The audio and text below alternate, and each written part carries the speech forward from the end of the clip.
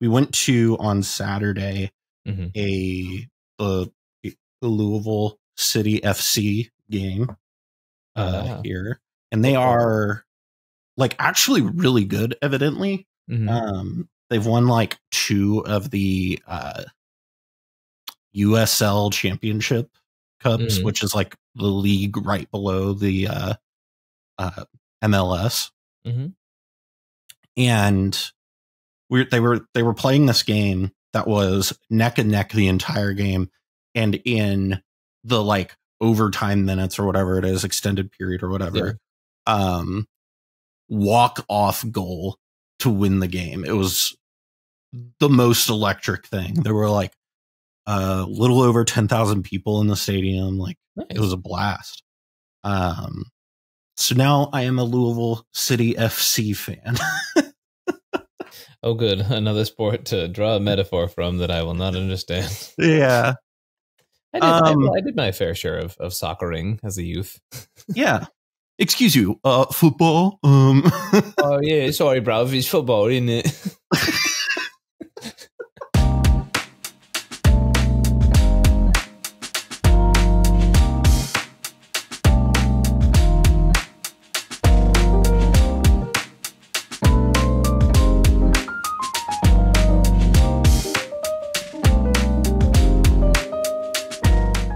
I'm trying to think, how do we tie a fairy tale thing into what we were just talking about? Oh, okay. So here's another great movie that I love to summarize. It's a movie called Shrek, and the whole point of Shrek is that there's some sort of green guy, and he has a talking horse for a friend, and also he falls in love with a hottie, but she's also ugly, so he feels better about his insecurities, and then they fall in love, and that's that's Shrek. And also there's a height challenged person who gets very angry at them. You know the Muffin Man? The Muffin Man? The Muffin Man! Did you know that they named him Farquaad because audibly it sounds like the word fuckwad? Yes, honestly, Shrek is so amazing. Like, great movie. Speaking of fairy tales, though, wow, what a great transition that happened naturally. And also, speaking of great transitions, welcome everybody. This is the Mind Sculptors. My name is Ian. Yeah, we're just flashing it on the stack. Yeah. Welcome everybody to the Mind Sculptors. So there's the set out that, as we're recording this, it's not officially out. Although, because you're, special, you've got to see the set already. So, not me, not the other half of our team. I think it's funny. So the set has come out. As not yet though, but it will by the time that you're seeing this, because remember, we're in the past. We're in the past. Yeah. So by the time you're seeing this, it will have just been pre-release weekend, which is not technically when they can sell things, but you can buy things. They can start selling it as of pre-release. Now they changed that. They changed that with Brothers War. Brothers. They changed it with one of the. How does it become a release then if the product's already able to be sold? Listen, it's the same bullshit as how movies come out on Friday, but you can go see it Thursday at noon. The release date is September or whatever, but you can actually see it a day before at whatever time. Because but it's not released yet. But it's not out yet. Yeah. It's opening night. Yeah. At noon on a Thursday. Silliness. But yeah, so we've got Wilds of Eldraine. Woo. And so one interesting note about the set is it is considerably not as buck wild bananas as the first one. The Throne of Eldraine, yeah, for sure. Yeah. It is much more there's still a lot of really strong cards in the set. But it's not like There's a lot less Okos, you know? There's a lot less Okos, a lot less Once Upon a Times and Yeah. Mystic Sanctuaries and stuff like that. I almost forgot about Once Upon a Time. What a card. That card was legal. That card was banned before Oko was. Mm-hmm. It was legal for like 2 minutes. Yep. Turns out free spells at the beginning of the game is really good. Yeah. But yeah, so we've got some cards here. It looks like 17 on the list, and we're gonna go through them here for you and talk about some of them. And the first card on our list, it is an A, but it did not. This was not on purpose that it is in this order. And that's Agatha of the Vile Cauldron. Agatha costs a red and a green. It's a legendary human warlock. That is a 1/1. And it says activated abilities of creatures you control cost X less to activate, where X is Agatha's power. This effect can't reduce the mana of that cost to less than 1 mana. Also has a second activated ability that is 4 generic, a red and a green. Other creatures you control get +1/+1 and gain trample and haste until end of turn. That is effectively costing 5 mana because it reduces itself. Those other creatures. Yeah. Oh, that part of it you're saying. Yeah. So because the card itself just makes itself cost less. So Agatha of the Vile Cauldron, it's another what's the blue green one? The Biomancer Familiar? Yeah, Biomancer's Familiar. It's another Training Grounds. A little worse, but you know, what are your thoughts on Agatha? Like it's interesting in some regards. Yeah, I like it specifically in like a Kenrith deck. Just because Kenrith can then just, as soon as it comes down, Kenrith converts every green mana to my activated abilities cost X less, right? Right. I don't like it the head of a commander. Like, I think that's probably not where this card goes. I think there's probably some nonsense you can do with activated abilities decks, but I can't really see it. In Gruul, I can't think of like what you're wanting to do. Yeah, that's kind of where I'm at too. So I definitely think it's a 99 card. I am not a huge fan of it outside of Kenrith, and even in Kenrith, I'm just kind of like, nah, that's a card. Like, But yeah, it's an interesting effect. I just feel like there's something with it that will make a lot more sense later, but right now it's just okay. I mean, I think the ability to the like it scales the power ability, so if you pump it with the Kenrith ability, right? Like it just continues, like it kind of exponentially, I don't think is the right word, but it just kind of keeps costing less. I do like it in the slower Kenrith decks too, because in that circumstance, like Kenrith's already kind of a win con in the command zone, right? But this becomes like a real clear one where you're just like paying green red and like sending everyone in for smackdowns is like the 2-0 in haste, right? Or the 1-1 in haste. Trample. It's just like it adds up, you know? Yeah. So I think it's a cool card. You know, I remember I got a message about it as, what do you think about this as a commander? And I'm just like, what in Gruul cares about this effect? Yeah. And I'm just like, it's cool. I think it's interesting. I don't know. Maybe it's a card that if in a slow Dawnwaker deck you care about, but I don't think so. But you know, no, Dawnwaker is trying to do the opposite right now. Yeah. Well, let's look at the next card on our list. The next card, the card I'm actually super excited about, because it is an upgraded. What's it called? What is it? What's the Open the Armory? It's an upgraded Open the Armory. It's actually just strictly better Open the Armory. And that's Kellan the Fae-Blooded. It is a human fairy 2/2 that costs 2 generic and a red. That is also an adventure. The adventure part of it is Birthright Boon. That is a sorcery. That says search your library for an aura and equipment card. Reveal it, put it in your hand, then shuffle.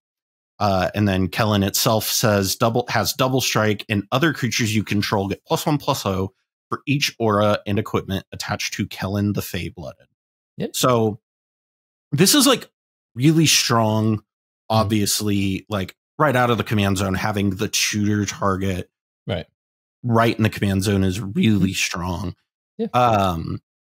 Outside of that, like what are your thoughts on this card? I know I'm probably going to be testing this in art index to see exactly if it's just strictly better open the armory in that slot, because we don't play open the armory, but it's interesting to see if it's worth playing this. Sure. What are your thoughts on Kellan overall?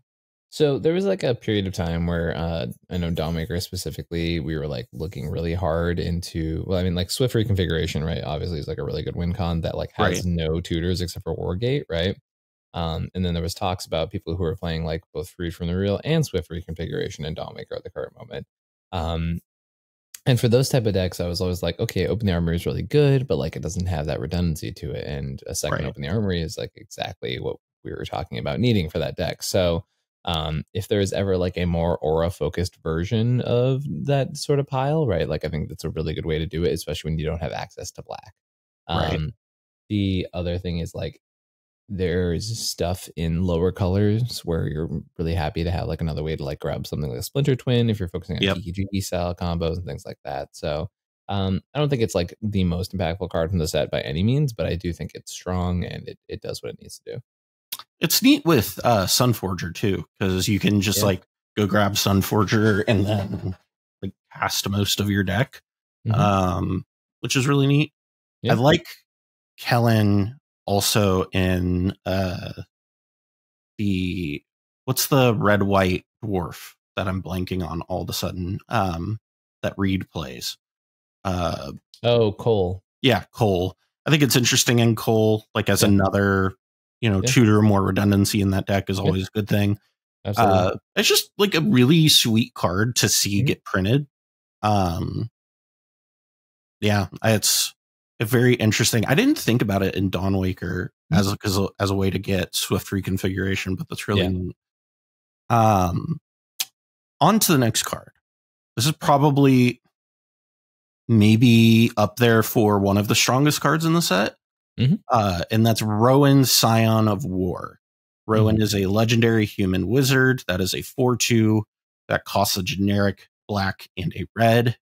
She has Menace and has a tapped ability that says spells you cast this turn that are black and or red cost X less to cast, where X is the amount of life you've lost this turn, and you can only activate as a sorcery.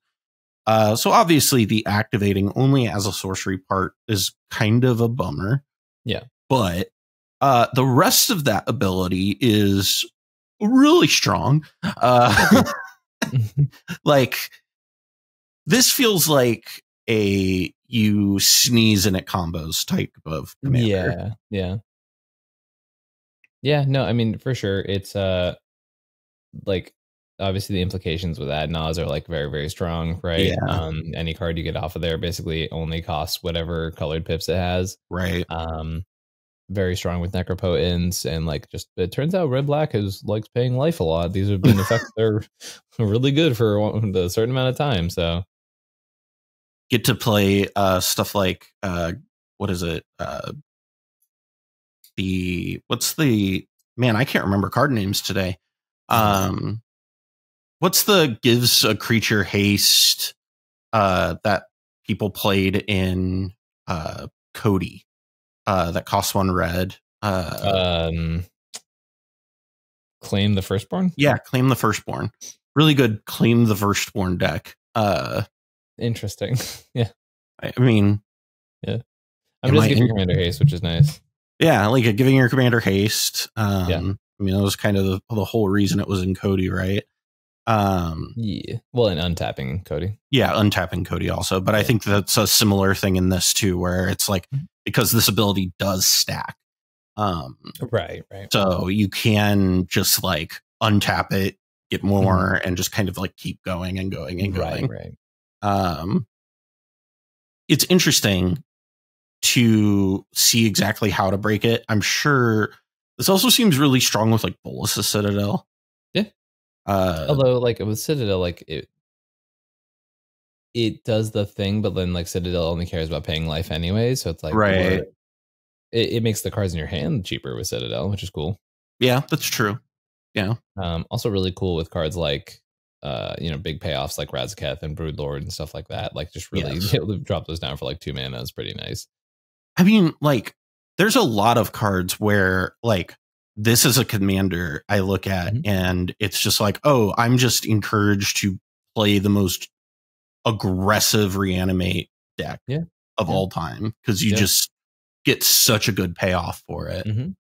Are there any decks that you think that would want to play it in the 99? Because like I imagine like there may be, but I don't know off the top of my head. Like it feels like it could be okay. But I think it's a build around effect. Yeah. I don't think it's a 99 card. Yeah. Next card is the brother of our first one, and that's Will, Scion of Peace. And Will is the opposite of Rowan. This is a 2/4, costs a colorless, a generic, a white and a blue. It's a human wizard as well that has vigilance, and spells you cast this turn that are white and or blue cost X less to cast, where X is the amount of life you gained this turn. So we were talking about this a little bit before the show, where it's like it is noticeably not as strong as Rowan, but that's also just kind of generically you are more likely to lose life than gain life. Yeah. But Will you had brought up some interesting like scenarios earlier on how you can really take advantage of Will. Yeah, so like I like Will as sort of this weird like sort of like mid-range or stacks payoff commander, right? So there's a number of cards that are just like 1 white mana gain X amount of life, right? So like 4 or 5 or something silly like that, right? Right. And other effects that like do that with a marginal benefit, right? That have just like the life gain incidentally tacked on. And then there's a world where you just sort of play it like a big fatties deck where you just drop cards like Recurring Insight or Nezahal or Consecrated Sphinx and like just these insanely high value cards. And then just use Will as this like really crazy cost reducer, basically like you would do with a Grand Arbiter, but like times 3 or 4, right? Right. And then just like jam these giant permanents, then slowly like take over the game because of him. The idea being that like you just use him to just leverage a ton of advantage. And it's definitely like a deck where you'd have to like look at what ways can you best throw in some life gain without making your deck just like full of bad cards, right? Right. But I think it's probably doable, and there's definitely something to it. Makes Sarah Ascendant bananas, right? Like, yeah, right. Sarah Ascendant really needed an upgrade. Yeah, it's been bad the whole time. Yeah, it's been terrible. No reason to play that card. Yeah, it's interesting. A card like Revitalize feels like it's interesting because it's like, okay, it's a cantrip. Life plus benefit, right? Yeah. Exactly. It's interesting because it's like blue white's in this place where I continually kind of have this question of, because I mean, you and I have both been brewing blue white for so long at this point that every time I see a new blue white commander, I'm like, okay, cool. How does this win the game? Yeah, exactly. Because it's just like, unless you are really committed to doing like, because I've seen some people do like breakfast piles in Azorius, like it just kind of is hard to win the game. I don't know. I do think that it's an interesting effect. I don't know what it has to do with being the Scion of Peace. Flavor wise, but I don't know. Don't knock it before you try it or something like that. Right, I guess. The one I was thinking about was Chaplain's Blessing. That's the one that's just like one sorcery you gain 5 life. There's also a 1/1 called Cathedral Sanctifier. Comes in, you gain 3. I'm literally looking at 1-drops that just come in and gain you much life. I mean, like, Chaplain's Blessing in that regard is like effectively a it's like a dark ritual almost. It better have it argued. Yeah, like, I mean, Yeah. I think if you're gonna build this deck, I think you have to look at your life gain effects as rituals. As rituals. Yeah, and then I think that's exactly what they are, right? And which is like, it's fine. I think that's where like cards like Revitalize become like okay, because then it's like, okay, so it's like a pyretic or a, what is it, a Cabal ritual, or not a Cabal ritual, one of the red rituals with like a little bit of upside, and it's like, okay, that's fine. Which is an interesting space for Azorius to be in. Yeah, and there's like enough little ones that have like some incidental upside. Like there's one I'm looking at right now called Lucky Offering, which is like destroy an artifact with mana value 3 or less, you gain 3 life from Kamigawa. Right? Like it's like, okay, cool, I'll snipe someone's mana gripped, gain 3 life, and use it as a ritual. You know what I mean? Like little things like that are like, okay, like sweet. You know.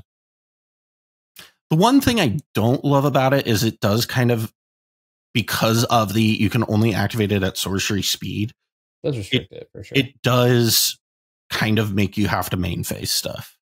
Yeah, it's very sorcery speed. Yeah. But also like with decks that are dropping cards like Nezahal and Consecrated Sphinx tend to be like that anyways, right? So. Yeah. It's fine. And I guess if you're like reducing the cost a bunch, like it's not a huge deal. Yeah, exactly. I don't know. Interesting. You have piqued my interest. I was originally not very interested in this card, and since talking to you and looking at this more, I am now more interested in this card. Okay, ready for the spicy tech with this deck? Yes, hit me. You play Zurin Orb. You sacrifice all your lands, like 6 life, and then you activate Will. But you float your mana first. Big brain. So, friend, you played a little too much Gitrog in your life. My thing is, I've never played Gitrog. Yeah, that's Gitrog brain that I'm seeing there. That's some squandered resources attitude if I've ever seen it. You're not wrong. Last commander we're looking at here is Talion. Did I say that right? Talion. It is Talion. The Kindly Lord. It is costs 2 generic. Blue-black, is a fairy noble that is a 3/4, has flying, and says, as Talion enters the battlefield, choose a number between 1 and 10. Whenever an opponent casts a spell with mana value, power, or toughness equal to the chosen number, that player loses 2 life and you draw a card. This card's stupid. I have heard this card is very good. Card is stupid. Like it is insane. I don't know if you know Max, but like he's known for playing like Florian. Yeah, he has, this is like his other deck that he's actually been working on for once in a while. And I actually just did a deck tech that may or may not be out at the time of this recording on his list for this, and it's just very silly. Like it's just like you end most turn rotations with like 15 cards in hand, and it's just like, yeah, like I don't know, it's crazy. You name 2 apparently is the number, but yeah, Talion's like cracked. Yeah, 2 seems like that's really good because that hits like fucking Ragavan even. Like that's insane. Yeah, I mean it hits like, I'm just thinking off the top of my head, all the tutors, Breach, Thoracle, like Demonic Tutor. Like, it also hits like outside. What's the black green mana dork that everybody calls a planeswalker? Yeah, hits Deathrite. Like it hits fucking like every spell I can think of. There's a lot of like, there's an argument to hit do 1 as well, right? Because like you still hit Thoracle, you still hit Dockside, you still hit stuff like that, right? But like 2 also gets you Najila, and it gets you Derevi, and oh my god, that does hit Najila. Holy shit. This is kind of the type of card that I also think we talked about this last week with Mod, where this kind of does, I think, a little bit more what I want Shieldred to do. But it like definitely does more of that, and I think is like a really good card in that type of like Shieldred-y spot. Where you're just passively punishing your opponents and also gaining advantage. And I think the fact that it gives you like a tangible advantage is very nice. Yeah, it's crazy. where are you like? What decks are you looking to put this in? I think it's the commander for a lot of decks, but I also like this. Well, your actual conversation about Shieldred reminded me, like, this is one of those cards that I think like actually has the chance of. So there's been talk in the Blue Farm community about like getting rid of Adnos basically, and like adding a few more mid-range engines to just be like Tim Necrom mid-range, full mid-range, right? And nobody has. I've never advocated for that ever. Yeah. This is one of those cards that makes me think that might be a viable option, right? Yeah. Like between One Ring and this card, like it feels more and more viable every day. Yeah. And yeah, T&K mid range with like Talion as a 4-drop feels like okay. Yeah, like I can see that working. I definitely think I'm gonna try this into it too, because it's just like it fits into because like I said, we talked about this last week. It fits into that Notion Thief slot. Yep. And sure, you aren't stopping draw, but like that's fine. Yeah, I think this is really interesting. Good card. The one question I've seen, because I've seen some people floating this around, is does this just mean that like there's no reason to play Nimrus anymore if you're playing Dimir control, or do you think that there is still reason enough to be playing Nimrus? I mean, they're different decks. I think like Nimrus is a flash deck that pays off in the fact that you don't ever have to fully tap out for your commander unless you want to, right? Right. I think it's just like a different beast entirely. I think I would argue Talion's probably better, but that doesn't mean that it invalidates the other deck. You know what I mean? I think it's probably the best blue black option we have, but this is also like day 0 of it being out, right? Yeah. So we'll see. Hard to say. I think this. I like blue black control a lot, and so I'm really interested to see how this like goes. But this is a really cool card. The foil on that card, foil pricing on that card is bananas. Well, let's get into the non-legendary cards. The non-commander legendary cards. Next card on our list is Agatha's Soul Cauldron, which it costs 2 generic mana, is a legendary artifact, and it says you may spend mana as though it were mana of any color to activate abilities of creatures you control. Creatures you control with +1/+1 counters on them have all activated abilities of all creatures exiled with Agatha's Soul Cauldron. And then you may tap it to exile target card from a graveyard. When a creature card is exiled this way, put a +1/+1 counter on target creature you control. So, okay. So Kinnan just got a giant shot in the arm, right? Like, this is insane. Yeah, like it's really good in Kinnan. It's just like it's a Mirage Mirror equivalent, right? It's cleaner than Mirage Mirror, isn't it? It's the same. Is it? Yeah. Okay.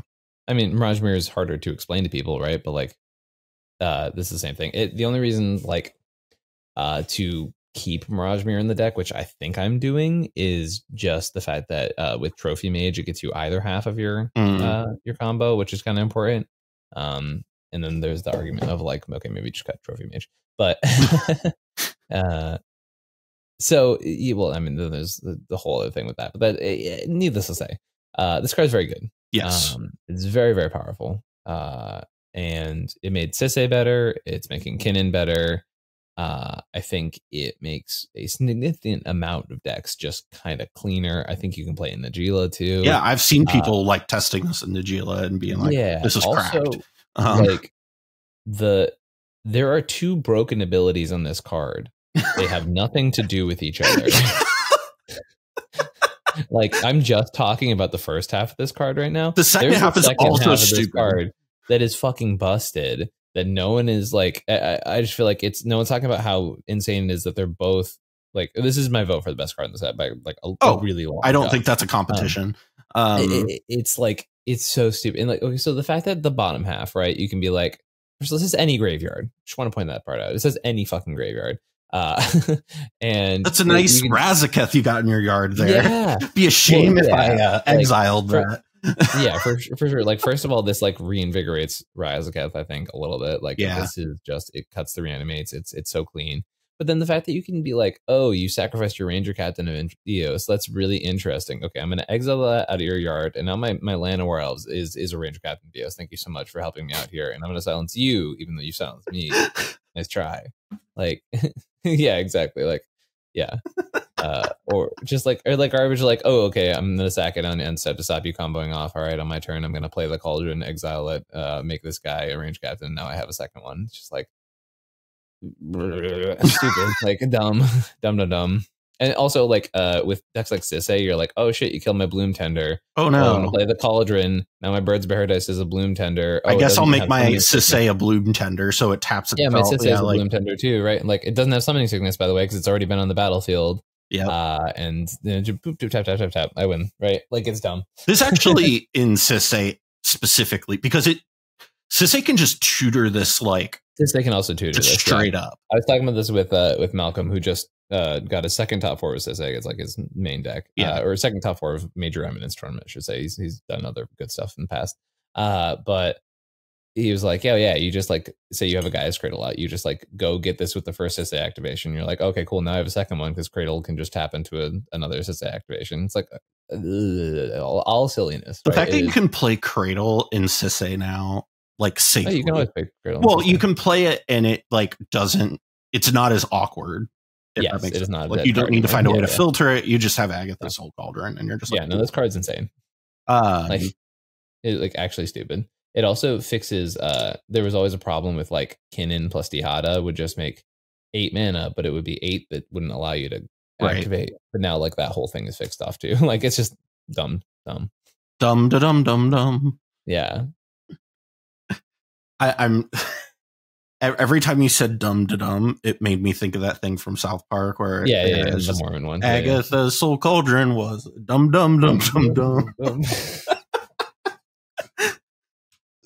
Card is dumb. Probably the best card in the set. I think it's up there as like best artifact of the year so far. Probably arguable. Yeah. Card's really good. Next card on our list is Likeness Looter. Don't worry, I'm going to cut that part from. No, you're not. I am. I'm going to put a cat right here, and I'm going to put a dog right here, and now you're either going to have to leave it in, or you're going to have to cut this entire section. So it's up to you. Yeah. So Likeness Looter is the next card on our list. It is a 1/1 fairy shapeshifter that costs a blue and a black. It has flying and has 2 different abilities. One, you tap to draw a card and then discard a card.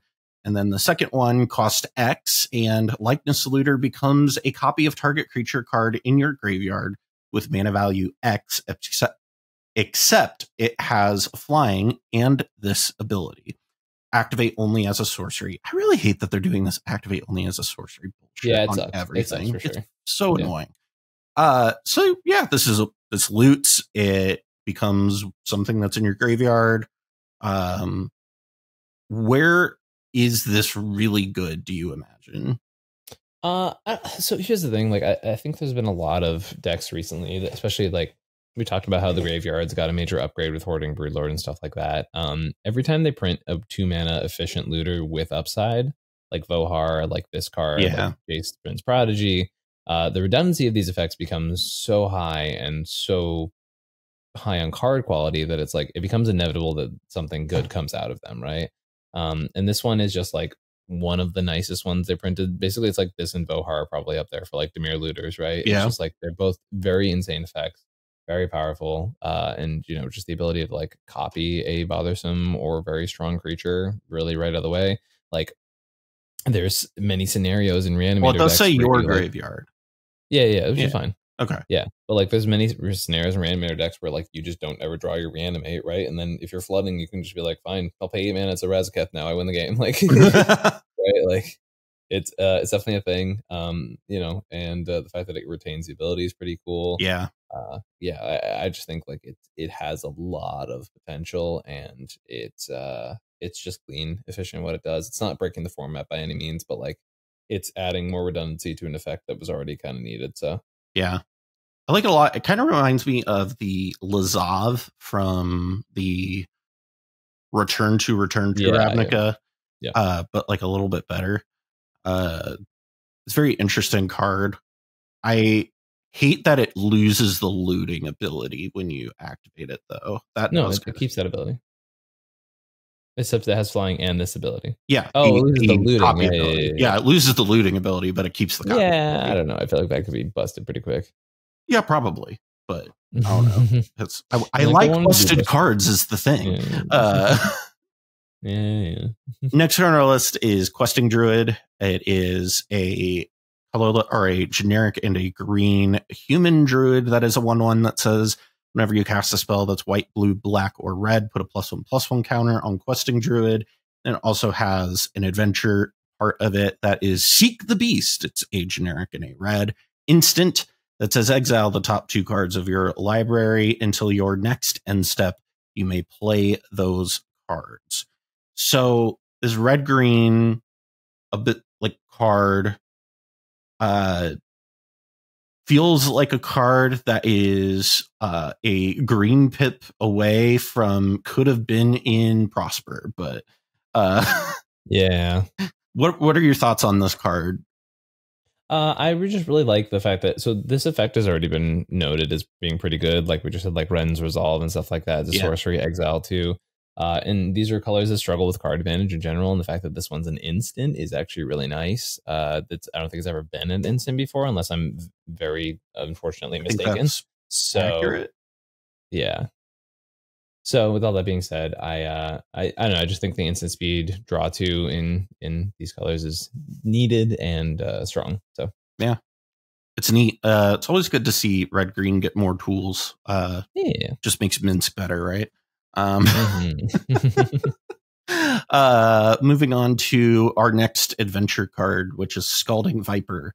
It is a generic in a red 2/1 elemental snake that says whenever an opponent casts a spell with mana value 3 or less, Scalding Viper deals 1 damage to that player. It also has the adventure side, which is Steam Clean, which is generic in a blue sorcery that says return target non-land permanent to its owner's hand. So this is almost like a one-sided like Eidolon of Great Revel. That one. But also like it doesn't hit as hard, but it does have that ability and also incidentally is a bounce card. Yeah, I think it's just like enough generic upside. I did misread and think that the other side was an instant, so that's on me. That's my bad. But it's kind of a cool card. I do also like have to shout out that this is a Gearsenstarn card, and I don't know that deck is the thing, but like if it is, this is a pretty cool thing. What is it? Isn't doesn't Mike Baney still play that deck? Oh, I have no idea. I know he used to work on Gearson, I believe. Yeah, it's one of my favorite cards that I've never worked on. Like it's a card that I look at and I go, cool. This card's awesome. I love this card. I should probably work on it sometime. And then I never do. Yeah. To be fair, there were so many cards that came out with that Warhammer set that I'm still like, oh wait, I got to go back to that card. The Warhammer set just has a lot of busted cards in it. We barely touched the surface in it when we did our set for review because we did the whole like, is this a Najeela card thing? Yeah. No, this is cool. I've always wanted. I have this hot take where I think this and stuff like Eidolon of the Great Revel are way more playable than we think they are. I think like this, like I'm imagining like a Grixis control deck that just plays like this Shieldred, Talion, Eidolon of the Great Revel, like every hate card in it. Just kind of wins by incidentally killing your opponents. Perfect Blood Chief Ascension deck. Sounds so good. Who would you make the commander for that? Like what, Kess maybe, or maybe the 4-mana Nicol Bolas? I don't know. This sounds like a Thrash thing to me because you already kind of want curiosity effects in this type of archetype, right? That would be really good. This does work with curiosity. It do. That's really good. Does Eidolon of the Great Revel work with curiosity? It do. Dear curious control players, I have a proposition for you. Dear Greg. Dear Greg. Next card on our list is an uncommon. It's Experimental Confectioner. Costs 2 generic and a black. Is a 2/3 human peasant that says when it enters the battlefield, create a food token. And whenever you sacrifice a food, create a 1/1 black rat creature token with this creature can't block. And the big thing with this is you need a food to start the chain, but this goes off with Peregrine Took, correct? Correct. Yes. And it makes... What's the outlet for it? Does it make infinite damage in life? I need to remember what Peregrine Took does, because it does a thing. It draws your whole deck, right? Draws Peregrine has a set. Yeah, Peregrine. So, Barlin. Bless you. I think there is... God damn it. Okay. You good? I think there is a food combo deck that has the potential of existing, because we have this, we have Samwise, we have Cauldron Familiar, and at some point we're going to have so many overlapping food synergies between Lord of the Rings, Wilds of Eldraine, Original Eldraine, like all of these sets care about food. Right. And eventually there's going to be enough overlapping creature combos that it's going to feel like a birthing pod deck from modern ages past, right? Where you're just like, oh, oops, I pod into the right one and then boop, boop, boop, boop, boop, combo. Right. I got the kitchen things. Better watch out. Yeah, exactly. It's that type of level, right? So do we have this combo yet? No. Is this something to pay attention to? Yes. Yeah. I have noted that it's like a new Hulk pile, this in Peregrine, because it does require that, like I said earlier, you do kind of need a food to get going. Yeah. But it is a food, like it is a Hulk pile that just kind of goes off. That's your whole deck, yeah. Kind of nuts. Yeah. Yeah, I think this is really neat. I wish there were better commanders for food. You know what I mean? Because that synergize with it, because you're kind of stuck with, like, honestly, really, like Frodo and Sam are like your best options, or maybe Perry and Pippin, or Merry and Pippin, the Wardens of Isengard might be the good one for it. Let me look. Yeah, now I'm curious, because it's like it feels like either of those partner pairings are like the option. You know what I mean? Like, why is... Yeah, right. And people were like kind of sort of memeing, but also like playing the Frodo Sam combo right when the set first came out. Right. So it's like, it's interesting. Yeah. Like Pippin and Merry seem like it might work really well. Just because Merry also like adds to the combo a little bit. Does it? Well, whenever you sacrifice an artifact, it makes a 1/1. I guess that only triggers once a turn, but enter the battlefield. Yeah. So it's like, yeah, you do get some incidental. Frodo might be better. I forget. I think Frodo and Sam are probably better. So, you know, if you want to play Hobbit Food Hulk. Somebody get Sickrobot on the phone. This is magic nowadays, everybody. Welcome. Yeah, it's welcome. That's fine. I actually don't mind Lord of the Rings that much, because at least it feels like it's in the world. Yeah, it's still silly though. Yeah. That's an interesting combo. I wish I liked playing Sans Blue at all. Is kind of the issue. I just listen, I like counter spells. Yeah, I know. I just want to play more Hulk, but like it's in a weird spot right now, I feel like. Yeah, it's like I get when people say they miss Flash, because it made Hulk viable. But also, I don't miss Flash because Flash sucks. Yeah, Flash was not fun for anybody. Yeah. Next card on our list, Werefox Bodyguard. It is a 2/2 Elf Fox Knight that costs a generic in 2 white, and it has Flash. And whenever it enters the battlefield, exile up to one other target non-Fox, which was important, creature until Werefox Bodyguard leaves the battlefield. And it has a second ability that is an activated ability where you pay a generic and a white, sacrifice it, and you gain 2 life. There's an interesting thing that they did in this set where they gave you these sorts of cards that have a until it leaves the battlefield, and then also stapled onto it a way for it to leave the battlefield, which I think is interesting. Yeah, they did that with Boromir too, and I wonder if that's just a design space they're going for. Yeah. It's kind of interesting. I definitely like it, but they did it on like a lot more cards in the set. There's another one we're going to talk about. But this card definitely feels like it's an upgraded version of what's the card I'm thinking of? I mean, there's a bunch of effects like this, right? Yeah. Like 3 mana, enter the battlefield. Like Fiend Hunter. Fiend Hunter, yeah. Yeah, well, the interesting part for me about this one is we're going to talk about a deck that I haven't talked about in a hot minute, but this is a really cool Winota card. Okay. Yeah, it's like just really solid at being like flash removal, because like the whole problem has been all of the good flash creatures for fucking Winota are humans. It's like we don't need the humans to have flash. We need the non-humans to have flash so that you can flash them in, have them interact, and then go to combat, right? Like even Mind Sculptor has been an MVP of the deck for fucking years, right? Which is kind of depressing. Which is kind of depressing. Right. And so Werefox is like perfect. Like it's exactly what you need. It either A, clears the blocker you need to get in with your combat damage, right? Or B, it kills that problematic creature. And the whole point is like Winota can't interact with a lot of stuff. And here we go. Boom. Instant speed. It gets rid of Drannith and then gets rid of Drannith long enough that you can put your Winota back out, swing with this, and then get rid of it so that Drannith comes back. You can also just like, I don't know, exile a creature that's a giant pain in the ass. Like anything can in place ever. Yep.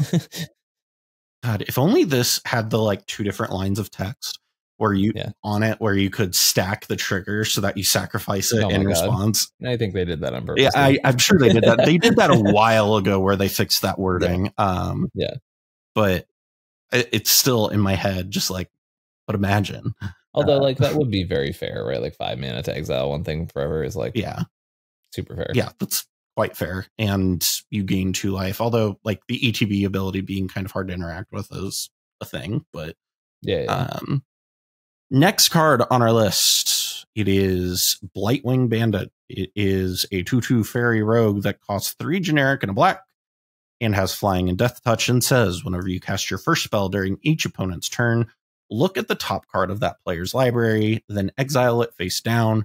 You may play that card for as long as it remains exiled, and mana of any type may be spent to cast it. This was a card that I mentioned to you is something that feels really in these like blue-black Dimir control decks where they are, especially like a deck like Nimrus, where it's especially good there. Like you want to cast a spell every turn. Yeah. Right? So like, I mean, the ability where it just kind of exiles things permanently is really good. Especially like imagine like somebody Imperial Seals and you're just kind of like, hey, that's mine now. Yeah, it's pretty good. It's the card. The part I don't like about the card is how expensive it is. Yeah. It's cost, right? Like that is absolutely that. But the rest of the card, pretty good. Yeah. Very strong. Kind of reminds me of Opposition Agent in a way. Yeah, it reminds me more of like a Wave Break Hippo Camp, but like better. Yeah.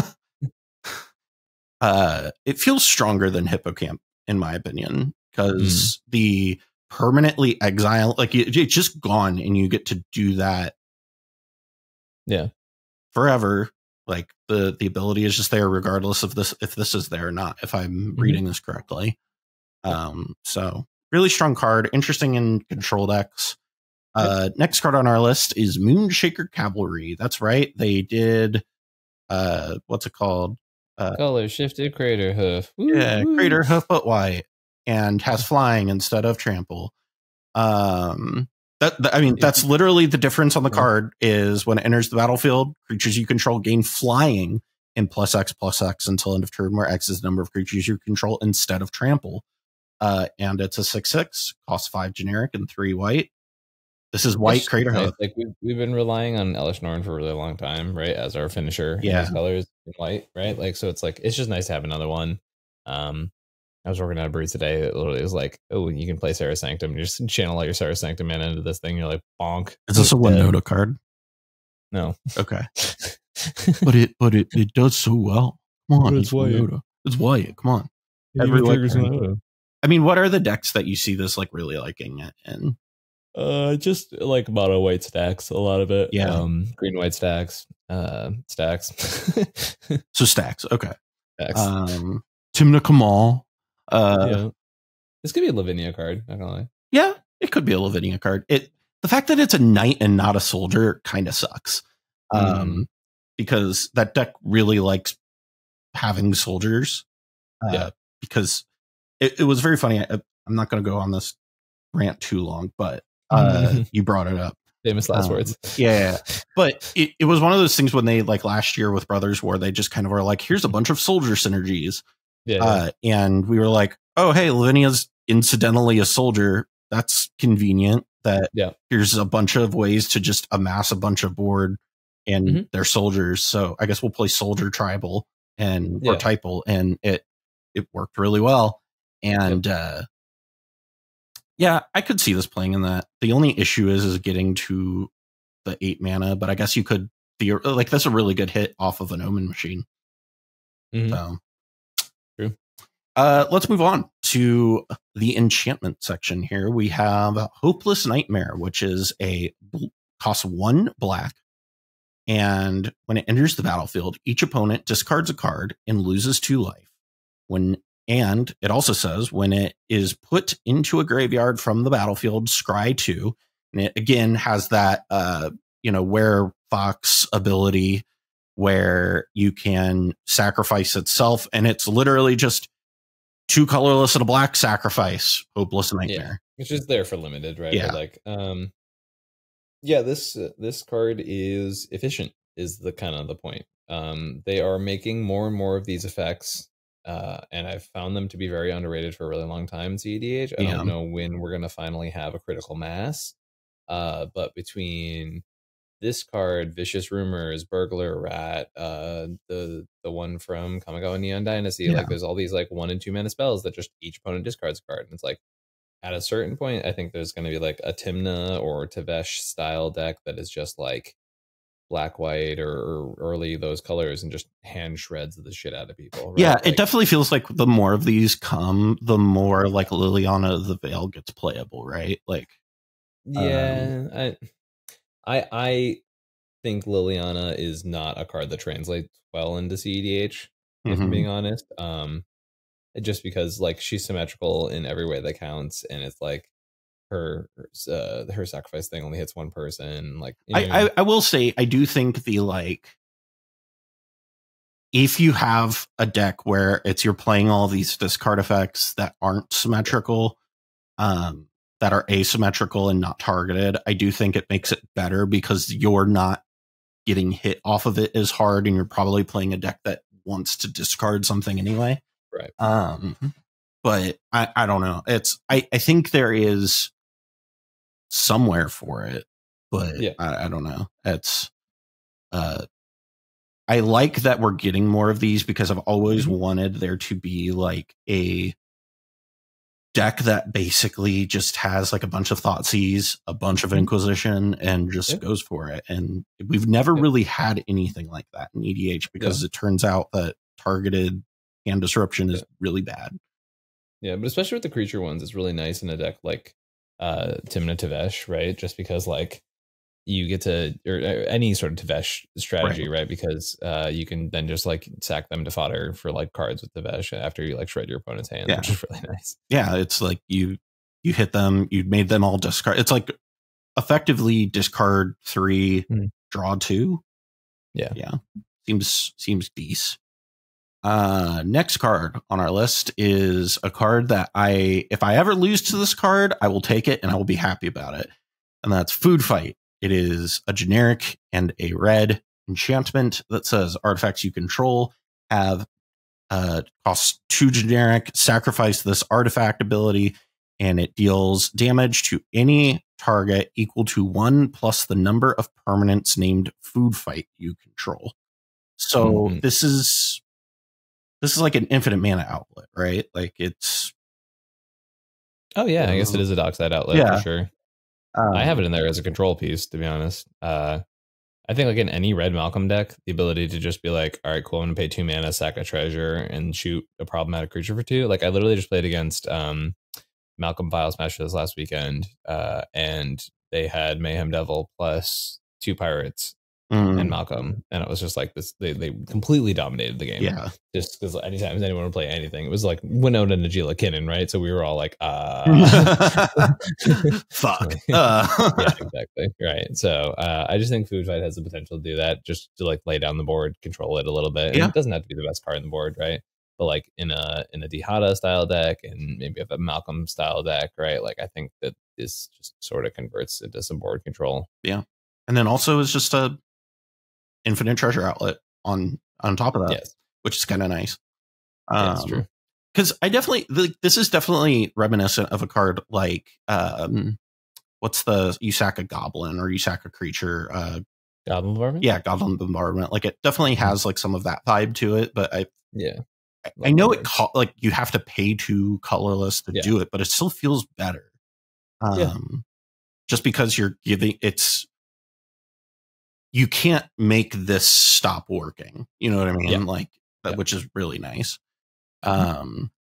Next card on our list is Virtue of Knowledge. It is a 4 generic and a blue enchantment that says if a permanent entering the battlefield causes a triggered ability of a permanent you control to trigger, that ability triggers an additional time.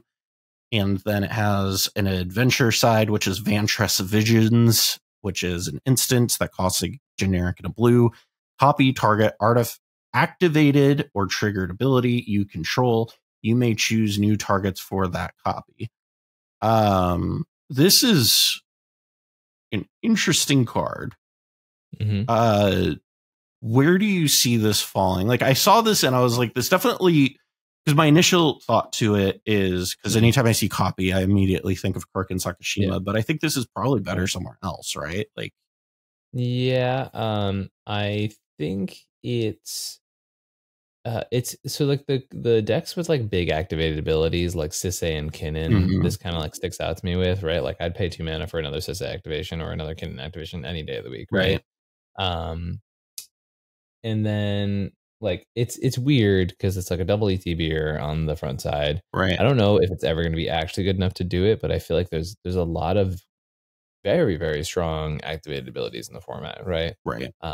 And there is definitely something to be said that like there's going to be a card flip over that is like worth it, right? Or like activated that's worth. Does this double dockside or no?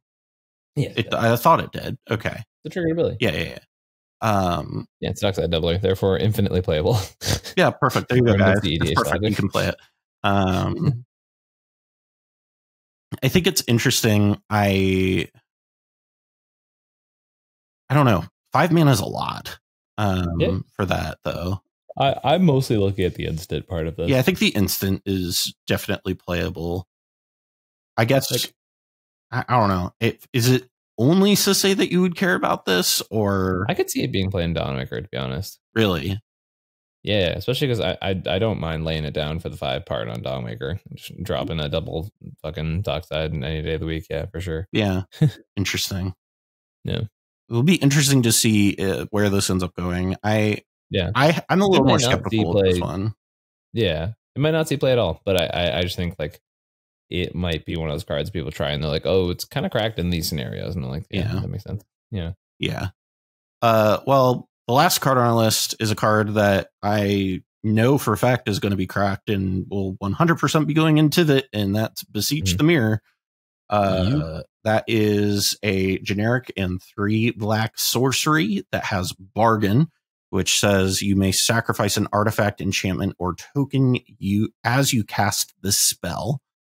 And it says search your library for a card, exile it face down, then shuffle. If this spell was bargained, you may cast the exiled card without paying its mana cost. If that spell's mana value is 4 or less, put the exiled card into your hand if it wasn't cast this way. So, obviously in Tivit, it's just kind of like you play Tivit and then you cast this, sacking a clue, and hey, look, you've got your win. Where else do you see this being good? Because this is just kind of like a generically good card. Yeah, I think you need some sort of consistent artifact, enchantment, or token creator, mostly token creator in the command zone. So my instinct is like any deck that has incidental tokens. So I'm thinking things like Magilla, like Malcolm, like Tivit. Those are the kind of places I see this seeing play. And in those decks, it's very good at what it does, right? Yeah. So. I mean, this in Nagila just is like, oh, hey, ho, ho, ho. Yeah. I'm going to go get a Derevi. In my head, there was going to be like a thing after Derevi where it like made it rhyme. And then it just was like, nope, don't have anything. Hey, ho, ho, ho. That's where we ended it. No notes. Perfect landing. I mean, I was trying to think of something that was like. No, I mean, you put in the effort. It was very much Snow White. You know. Yeah, hey, ho, ho, ho. I get it. Yeah, you know. This seems really good, though. I'm very excited for this card. I also think this is a card potentially that gets played in Crick because it just, you know, is like another Beseech the Queen that is incidentally better. That's just agreeable for sure. I think also like some of the argument people have been saying is like, oh, this is hard to cast, and I was like, well, the card Dark Ritual exists and Cabal Ritual exists, right? So like that helps that problem a lot, right? Yeah. The other thing is people don't say that about like Necropotence, right? Like it's like this is arguably better than that in some regard. Like, I mean, it's a tutor that also just casts the thing. Like it's Dark Petition, slightly better Dark Petition almost. Yeah. This just feels like this is really good. I don't really see the arguments for it being bad. Like I imagine this in Nagila is just really fucking good. Yeah. It's a really strong card. So, all right. So, we've looked over the set on a scale of Fallen Empires to Urza's Saga. Where do you put this? Yikes. I don't know. This is like it's a decent set, right? It's got some powerful cards in it. Yeah. I think its effects on 60 card are actually going to be way more than its effects on multiplayer. Like there's like even like the Bunicorn is like a card that gets the power for every non-land permanent. It's like that thing gets out of hand insanely fast. Yeah. But that's 60 card, not the focus of today. I think it's like a decent set. I think there's a couple cards that are really worth looking at. It's definitely one of those sets where it's like there are a few kind of busted cards that we have to like digest and see just how broken they are. Yeah. There's a lot of cards in the set that I'm like, this is good in this archetype. Yep. But it's not worth talking about on a set review.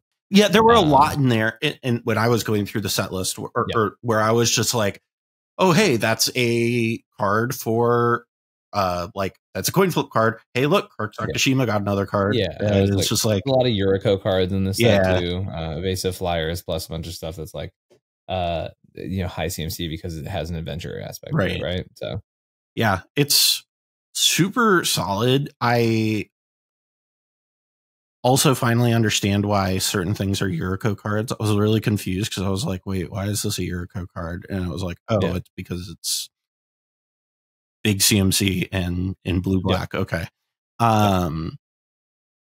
Interesting set overall. I think for me, it's not a Born of the Gods. It's not quite that bad. But it's also not a, Eldraine all, complete. So I think I would put it somewhere closer to like Kamigawa Neon Dynasty. If I were to rate it. Wait, isn't Kamigawa like considered one of the best sets of all time? Neon Dynasty? Yeah. I don't know that I would say it's one of the best sets of all time. It sold like it was one of the best sets of all time. Well, that's because it was just a really cool set, in my opinion. Oh, I don't know from a power level perspective. Sure. I think Kamigawa is way stronger than this set. We got the channel lands. Like, yeah, that's true. I kind of forget that those are in Kamigawa. Yeah, kind of like the thing from that set. Yeah, they also feel like they've been around a lot longer than that set too, and like not just a year. Yeah, I don't know. Interesting. Well, that's it for the set review. As far as stuff going on with us, by the time this has come out, we would have just been at SCG Columbus. How did you like SCG Columbus, Ian? I don't know. We're in the past, Kellan. Nice try, Time Wizard. Trying to fuck you up. It's his Teferi over here. Yeah. Interesting stuff. What events you got coming up? What's on your agenda for the month of September, my friend Ian? Oh boy, I have no free weekends the entire month. 2 weeks in a row, you've done the Morty voice for this portion. Oh boy, Rick. I think that portrays my level of tired and anxiety. Yeah. But yeah, no, I have Columbus, and then I might be doing the online Mox Masters. Then after that, we're doing the bonfire event with Eminence. It'll be fun, and the book should come out to that. And we still haven't ironed out the details, but I will be having a big part in the 64-person cEDH tournament, whether it's casting or something like that. It'd be really cool. And then a bunch of other stuff. I'm gonna be at Vegas. Really cool. Yeah. Pongo's going to be at Vegas, so there'll be y'all can see 2 Sculptybois at Vegas. True. Yeah, and then October is like the big tournament month too. So yeah. After this one, obviously. October has both. It has both the Mox LotusCon Mox Masters Invitational. I believe isn't Silicon Dynasty 2 in October, or is that November? No, that's this month. Oh, that's this month. Okay. Yes. So there you go. Oh yeah, I should say that here. I'm looking for sponsors for Silicon Dynasty 2. So if anyone wants to get me out there, same here. Same here. Brand the West Coast. Mine's not very good, but if you want me to go out there and yell about your brand, let me know. Yeah, because I'll do it. Very much willing to do that. Same for any event. If you want to show up, just let us know and we'll do it. As far as me, like I said, we'll be at SCG Con Columbus, trying to figure out if maybe coming to the bonfire is viable or not. But haven't really crossed that bridge too deeply. Past that, we got to worry about this weekend first. Yeah. You know what? I don't know. This is a weird way to end the show. I don't know what to end the show on. We can just say bye. Okay, hear me out. I do this new thing, right? Okay. Where I, in the middle of my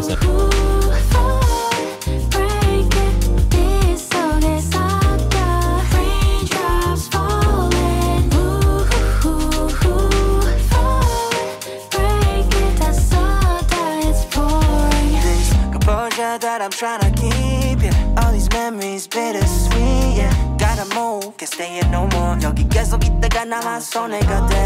Cause we can't keep making these rain clouds stay overhead. Don't wanna keep this going. Can't fix what's already broken. 생각을 돌이켜봐도 혼자 되뇌어봐도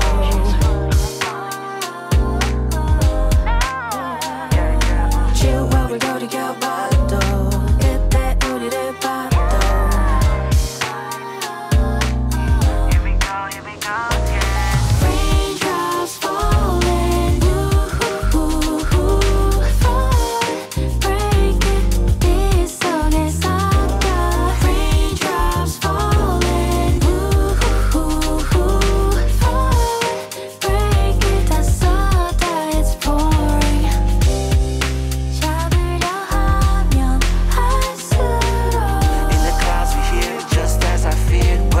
just like